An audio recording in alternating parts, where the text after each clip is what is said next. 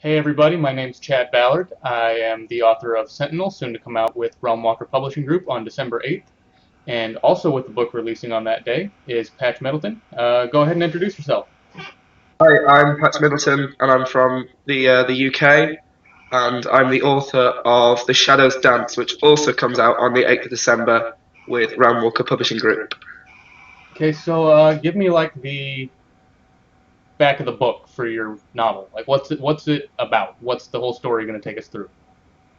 Basically, it is set in this obviously fictional world called Achatea, and there's this young girl called Erin Shieldlaw. She's the main character of the book, and she's about 18, and she's a homeless girl living in an underground society called the Beggars Guild, and they come out into the town, Fork Town, and they steal stuff and basically sneak into buildings and take things so they can keep their society going under the ground. And this is all great, and they avoid the town guard and they get in a few scrapes and stuff like that. But then she's asked to join in a plot to murder the Baron of the town because he's not a very nice guy. And she doesn't really know what to do with this, and everything starts kicking off, and she realizes that her whole life isn't as set up as she thought it was, and there's characters that might be out to get her now. And she flees the town and has to work out what to do with her life next. Okay, so basically stealing good, killing bad. Um, She's up for stealing, and she's not entirely against killing, but it's just the fact that it's sort of the I don't want to give away too much, but it right, kind of right. rocks the foundation of what she's into. Okay. So basically, from what I've looked at on what you've got going with your book, you've got this whole world built around not necessarily just this town. You've got everything kind of put together. What can you tell us about the world that you've got going? Well, I've got this little book here, which basically has all the stuff that I've been writing in. So it's got several pages, and I've drawn out various maps and things and stuff like that of the world as I know it. It's still ever growing, as always. So basically, there's the sort of the classic sort of the normal continent that's split up into counties, and it works on counties with a central king and dukes that or duchesses that own that look after each of the counties, and they sort of Right, independently right. rule rather than countries. Then there's across in the east, there's sort of the more trade areas, and then there's a bit that's like based around Egypt. And as we come down, there's also the mysterious lands without borders, and that's like the really kind of weird bit. That's where there's Hmm. like really really strong magic and stuff. There's like floating mountains, and that's kind Okay. of the old lands that are uninhabitable for most humans because it's just really really dangerous, Okay. and there's lots of things that are out to get you, and floating mountains. So how long have you been building up this entire world? Um, I've always been interested in writing, but the world itself has evolved. This specific one, where I've named it and kept it all together, has been about 3 years now. Okay. But a lot of them is taking ideas from old worlds that I had that I just then put into this one. But one of the things that I was most interested in building my world is a sort of time scale as well. Hmm. So once I've done these, I'll write another book set in the world, but it won't be the same time.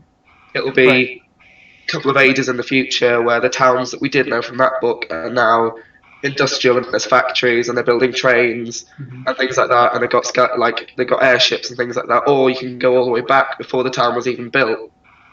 So I really am interested in the time scale of things. Okay. I think it's kind of funny you mentioned that because mine's kind of set up the same way. How I've got like a plan for maybe like a sci-fi version later, or I could go even farther back to before medieval, or go Western with like American Western story kind of thing.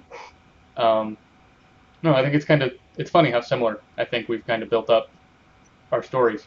Yeah, it's kind of like I feel it's kind of a bit of an untapped bit of the fantasy world because they build a world, and then Yep. they write stories sometimes maybe 100 years before and in a different place, and they're good at doing different place, but they're not good at doing different time exactly. Yep. Because I think it'd be really interesting to have, say, Forktown in my book, this one, and then revisit it 1,000 years later Yep. when there's factories and there's trains. It's completely changed or completely destroyed depending on what events happened between the two Right. books.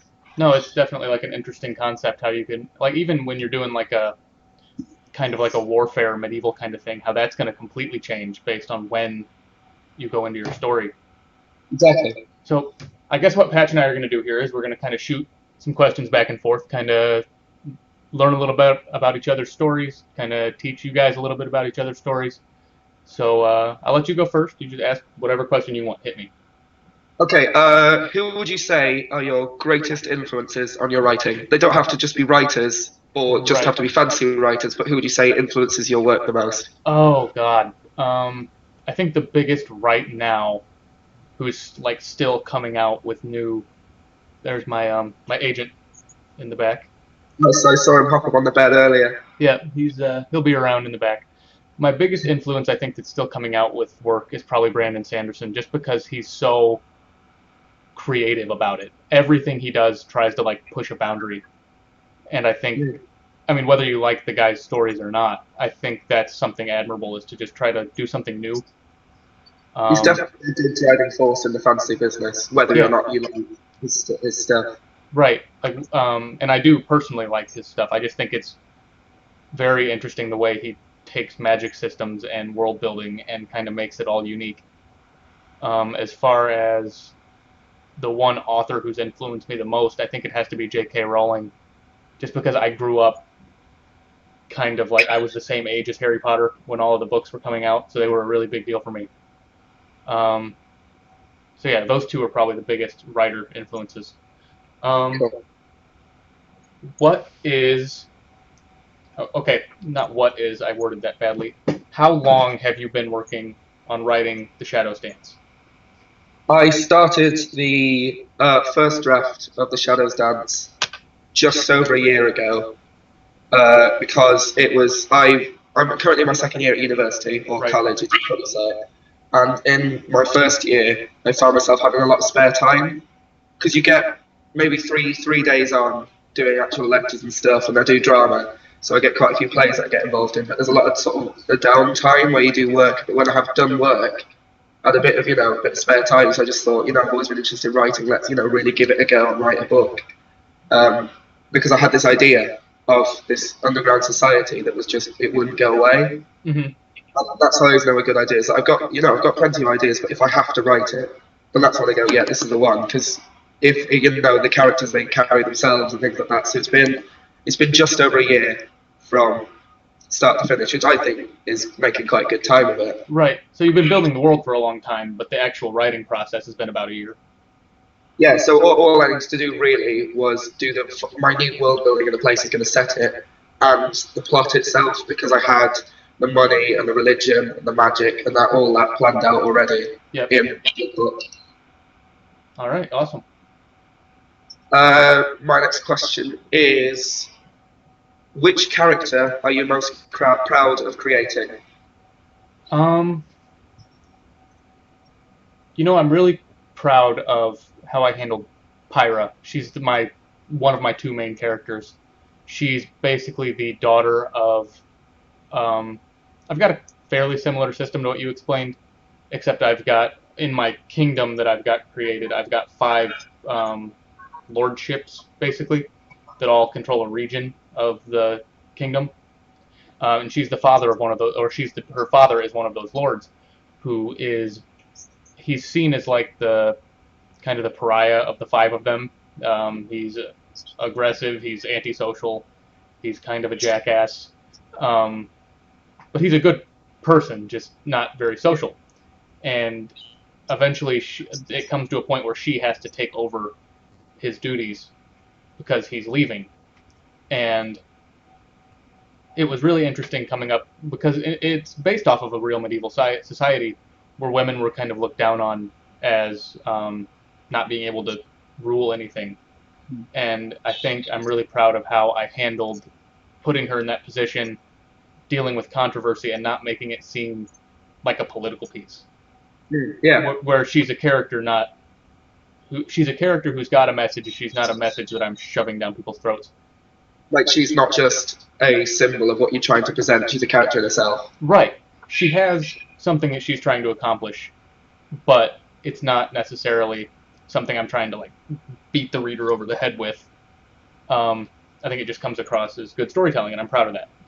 Mm. Um, was Okay, here's mine. Was Erin Shieldlaw influenced by anybody in your real life, as far as personality or looks or her station in life?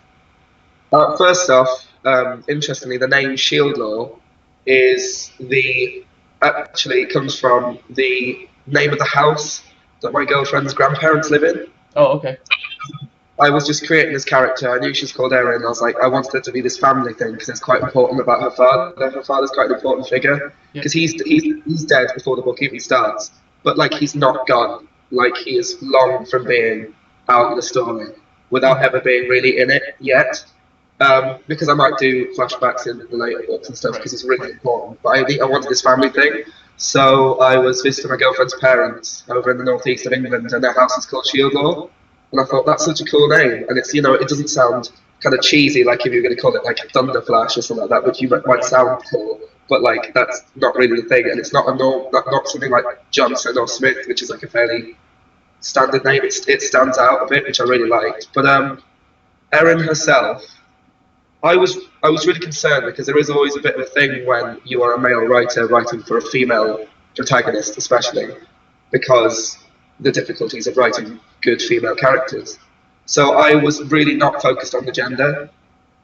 I don't I don't ever think, would a girl do this when creating her? I think, would Erin do this? It's not, but she's not a very sort of, I'm not trying to make her, like, oh, she's a woman against the odds and things like that. It's just she is a character in this situation. So she's quite a lot based on, I'd say, interestingly, one of the main influences I got is the character Jane Eyre from the book Jane Eyre by Charlotte Bronte, because that's one of my favourite books. Really? Okay. I love it to bits, and I think she's a really strong female character. So she is, interestingly, quite a touchstone for the character, as well as probably Arya Stark from Game of Thrones. Yep. And then a couple of my friends that I know from back home, I take little bits from what they do and what they say to create what feels like a real character. Oh. Okay, I guess it's your turn then. Never mind. I'll wait. Yeah. If all your characters in your book had a fight, which one would come out on top? Ooh. You mean like they're all just kind of fighting at the same time? And It can either be all at the same time, or it can be like a sort of a tournament. Okay. However. I think if it came down to everybody fighting at the same time, all brawling and beating the hell out of each other, I've got a mage character named Murdoch who would probably come out on top, and it would be a pretty unfair fight having everybody all in one spot. I think he's strong enough he could just blow them all up. So it wouldn't last very long? No, not really. And it would totally be unfair. But I don't think he would anyway, like morally. Like if they were all just like a video game character fighting, he would, but morally he would never do that. No.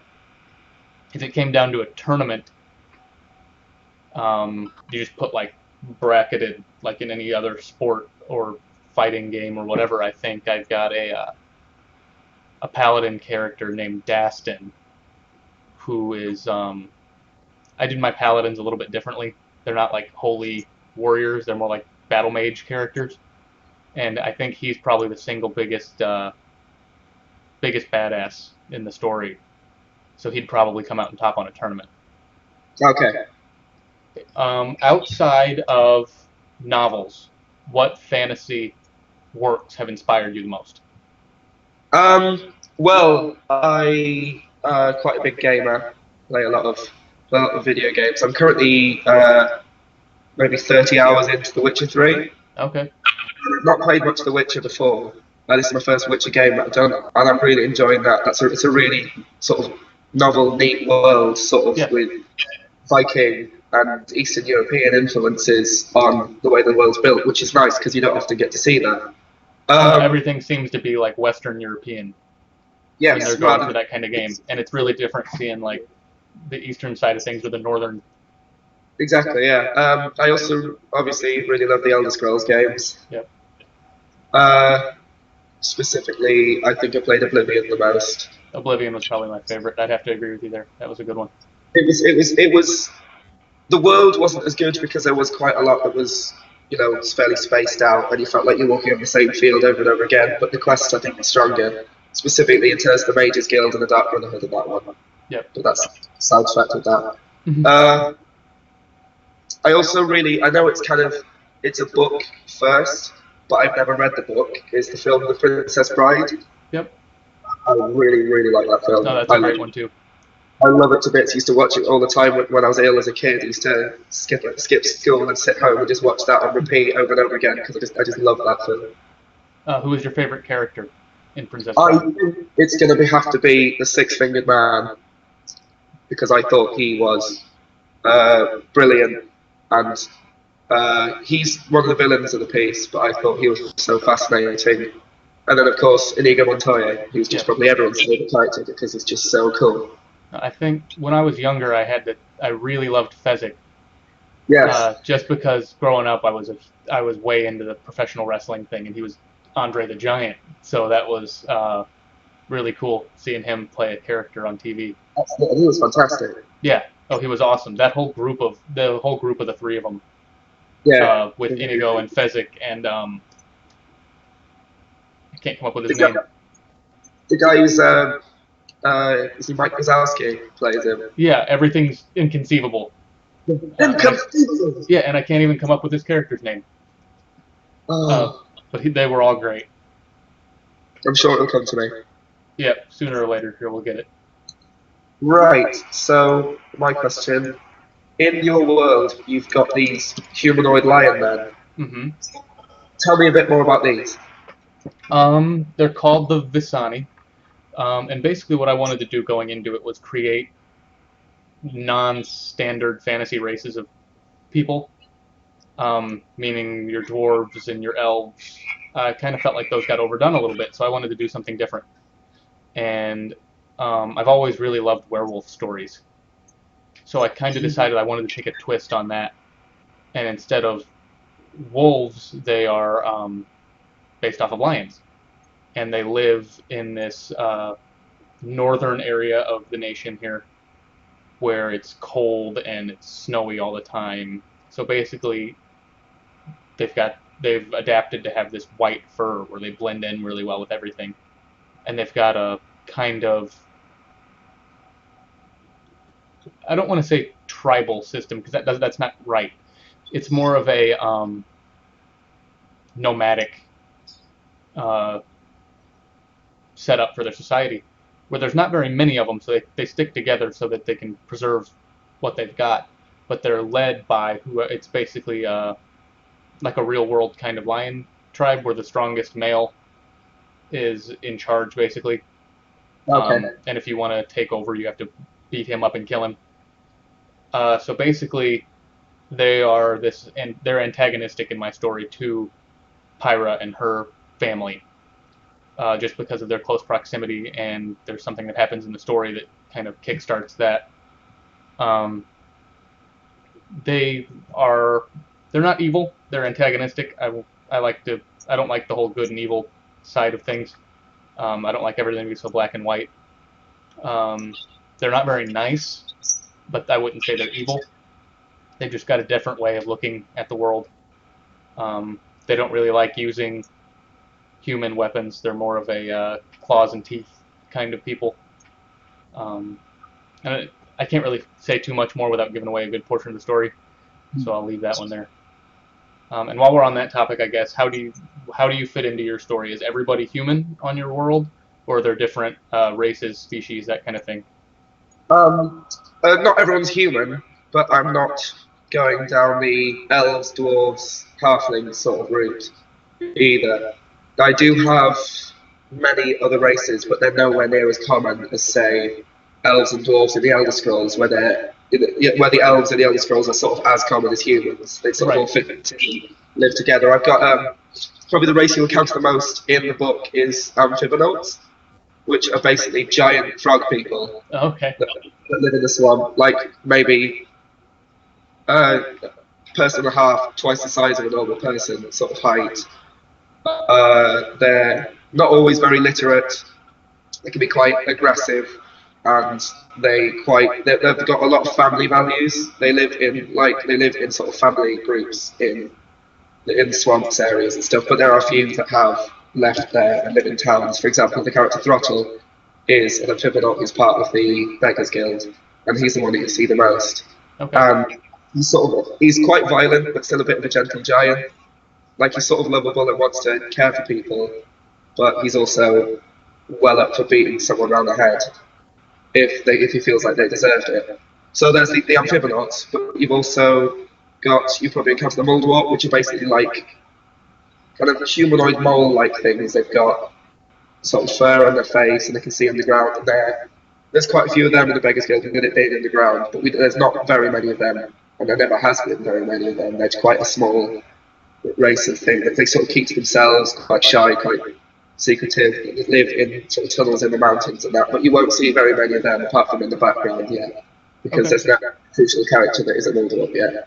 And I do have other ones, and I have a race of winged people that I've got a story that I really want to explore with them, which is really far down the timeline in terms of basically a story of.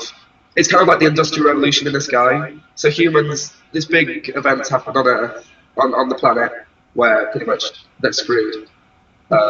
All the people down there are pretty screwed. It's like maybe 90% of the population, like they're not going to be able to live on this planet for a while. So they use the technology, they use the sort of the magic stones that they found in the floating mountains, and like put them under the city so they can like basically lift their cities, the most important ones, into the sky.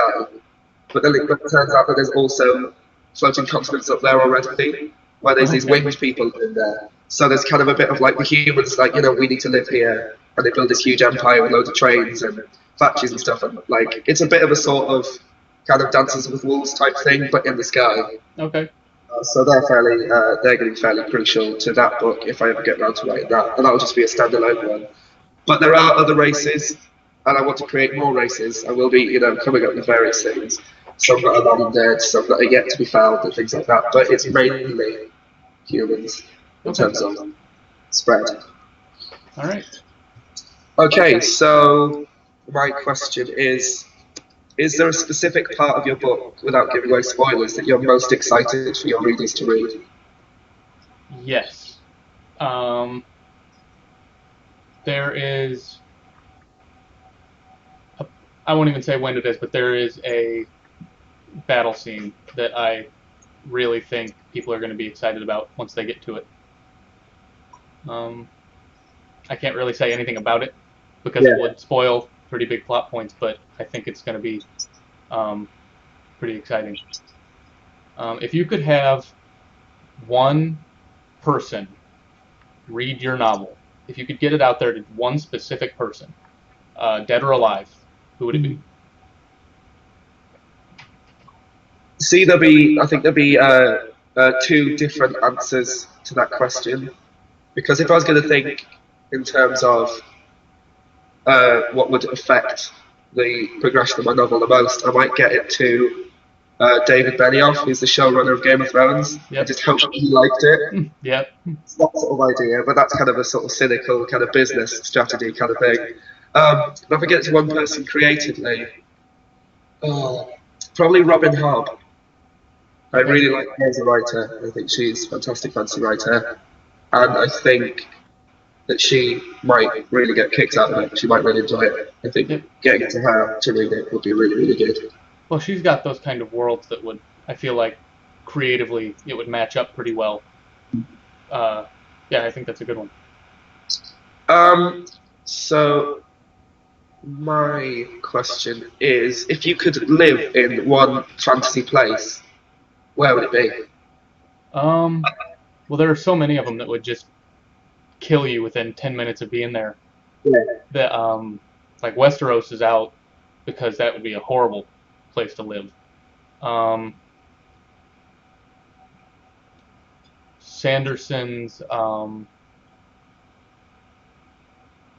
Stormlight Archive would be horrible to live there. I would probably have to go with, like, Middle Earth, but in the Shire after the ring's been destroyed. Okay, so when they're rebuilding the Shire. Yeah, after it's all been rebuilt, I feel like that'd be. I've always loved that kind of scenery, like the green hills and farmland, and That's like where I live. yeah, I really don't want anything too stabby. That would be a good thing. I really don't want to get stabbed, and because I'm not much of a physical specimen, I wouldn't last very long in a fight. So yeah, I'd have to say probably the Shire, where I could just sit around and drink and have a good time. Sounds good. Okay. This question's coming off the cuff. I'm seeing a ukulele behind you. Can you play it? I can play the ukulele, yeah. It's been a while since I've actually picked it up, but I quite interested in music, and I got a ukulele for my 15th birthday, about 5 years ago now. So I can play a few things, but I would say I'm quite rusty Okay. on it. And I'm looking at my clock right now. I think we're gonna have time for like one more each, and we're probably gonna have to call it because we've been going for almost 45 minutes. So you do one more, I'll do one more, and then we will call it. Okay, so because of the final question, I'd say if you could sum up your book into 3 words to persuade someone to read it, what would you say? 3 words. Oh wow, that's a good one. Just doesn't have to be like in a row. It can just be 3 separate words. But Right. how would you persuade someone in the 3 words? I would say it is accessible, it is exciting, and it is. I think it's fun. I think accessible, exciting, and fun would be the 3 words I would use for that. What you've already kind of summed up your book at the beginning here, so I'm going to end this on what are you most looking forward to in the sequel? What part of the sequel are you most looking forward to writing? See, already from the sort of bits that I've been writing here and there, the story has massively expanded because the first one's quite driven to a point. You stick around with only a few characters, and they're all in relatively the same place for a lot of the plot. So it's kind of point A to point B kind of thing. Mm-hmm. Whereas at the end of the first book, a lot of our characters are in very different places to how they started the first book. They are, completely different places to each other. So there is a lot of sort of threads that run through, and I introduce a couple of new characters, including a guy called Hugo Ravani, who I think is a fascinating character to explore with. So there's quite a few threads, and I'm probably most excited about tying up the threads to lead into book 3, because I want the third and final one to be really tight and driven again. So this is kind of like it expands, and you get to see more of the world, and you get to see this, but then the third one really focuses down on specific characters and specific motives and specific events. Mm-hmm. So I think it's probably just tying up the threads at the end of the next book should be really, really exciting, because there's characters that have got grudges and want to have revenge that haven't seen each other in a couple of months. So when they come together, it's probably going to kick off. Okay, awesome. Well, I'm Chad Ballard, and with Sentinel through Realmwalker Publishing, and this is Patch Middleton with The Shadows Dance, also through Realmwalker Publishing, both coming out on December 8th. If you've got any questions or comments, you can leave them beneath in the comments section on YouTube or on Reddit, where this will be posted. And the link to pre-order both of the novels will also be in the info section. Thank you very much, and have a good day. Cheers all.